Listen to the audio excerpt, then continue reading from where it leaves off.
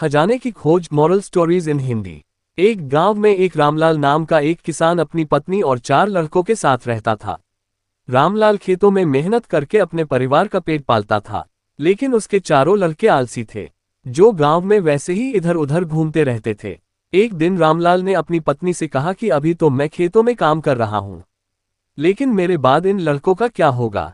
इन्होंने तो कभी मेहनत भी नहीं करी, ये तो कभी खेत में भी नहीं गए।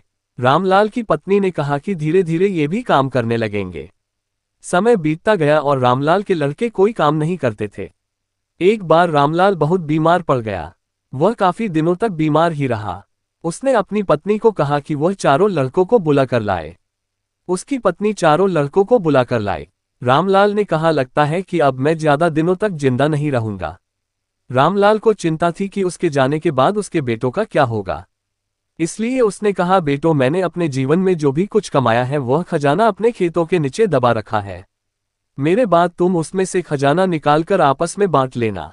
ये बात सुनकर चारों लड़के खुश हो गए। कुछ समय बाद रामलाल की मृत्यु हो गई। रामलाल की मृत्यु के कुछ दिनों बाद उसके लड़के खेत में दबा खजाना निकालने गए। उन्होंने सुबह से लेकर शाम तक सारा खेत खोद दिया, लेकिन उनको कोई भी खजाना नजर नहीं आया। लड़के घर आकर अपनी माँ से बोले, माँ, पिताजी ने हमसे झूठ बोला था, उस खेत में हमें कोई खजाना नहीं मिला। उसकी माँ ने बताया कि तुम्हारे पिताजी ने जीवन में यही घर और खेत ही कमाया है, लेकिन अब तुमने खेत खोद ही दिया है तो उसमें बीज बो दो। इसके बाद लड़कों ने बीज बोए और माँ के कहेनुसार उसमें पानी देते गए। कुछ समय बाद फसल पककर तैयार हो गई, जिसको बेचकर लड़कों को अच्छा मुनाफा हुआ, जिसे लेकर वह अपनी माँ के पास पहुंचे। माँ ने कहा कि तुम्हारी मेहनत ही असली खजाना है, यही तुम्हारे पिताजी तुमको समझाना चाहते थे। सीख, हमें आलस्य को त्याग कर मेहनत करना चाहिए। मेहनत ही इंसान की असली दौलत है।